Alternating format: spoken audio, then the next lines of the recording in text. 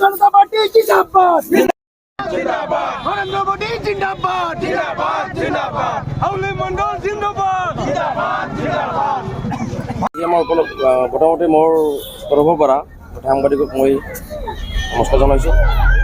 আজি উপলক্ষে মানে আমাৰ দিল্লীত যিটো আমাৰ ২৭ বছৰৰ পিছত আমাৰ জয় লাভ কৰিছে সেইটো এই উপলক্ষে আমাৰ এইটো ভাৰতীয় জনতা পাৰ্টি মানে বিজয় হয়।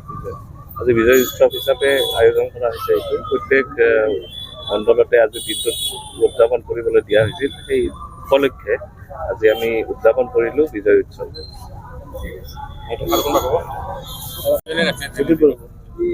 দিল্লীৰ নিৰ্বাচনৰ ফলাফলত আপুনি কি কয়?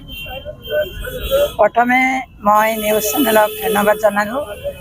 আচলতে আমাৰ বহুত আনন্দ, কাৰণ ২৭ বছৰৰ পিছত দিল্লীত আমাৰ ভাৰতীয় জনতা পাৰ্টীৰ চৰকাৰ গঠন হৈছে। বহুত উৎফুল্লিত হৈছোঁ। এনেকৈ হয়তো সকলোতেই হ'ব ভাৰতবৰ্ষৰ। আমি তাৰ কাৰণে আজি বিজয় উৎসৱ পালন কৰিছোঁ। অলপ আমাৰ দেৰি হ'ল, অলপ অসুবিধাৰ কাৰণে আজি আমি বিজয় উৎসৱ পালন কৰিছোঁ। সেইকাৰণে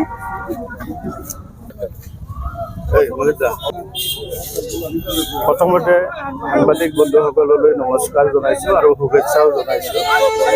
অনুভৱ বহুত ভাল, ক'ব নোৱাৰা।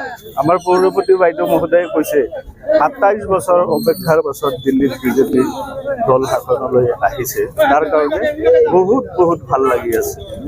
বিজয় শূন্য কংগ্ৰেছৰ আপ মোটামুটি ধ্বংস, এই সম্পৰ্কত কি ক'ব? অনুভৱ কংগ্ৰেছটো আগৰ পৰাই লাহে ২০১৫ নহয় ১১ চনৰ পৰাই ধ্বংসৰ ফালে গৈ আছে। লাহে এই ধ্বংসৰ ঊৰ্ধ্বগামী হৈ আছে। কোনোদিন মানে অধগামী হ'ব পৰা নাই।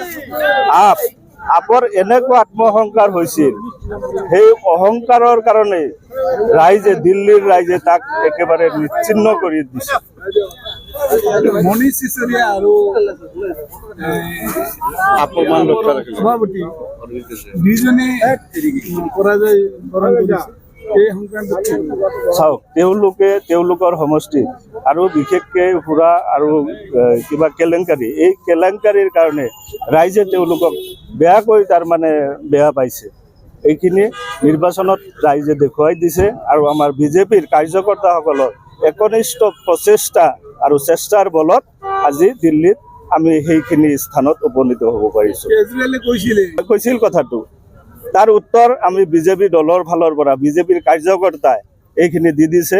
মাননীয় প্ৰধানমন্ত্ৰী নৰেন্দ্ৰ মোদী ডাঙৰীয়াই সেইখিনি দেখুৱাই দিছে যে কেজৰিৱালেই দিল্লীৰ ভৱিষ্যত নহয় বা দিল্লীৰ ভাগ্য নিয়ন্ত্ৰক নহয়, এইখিনি দেখুৱাই দিছে।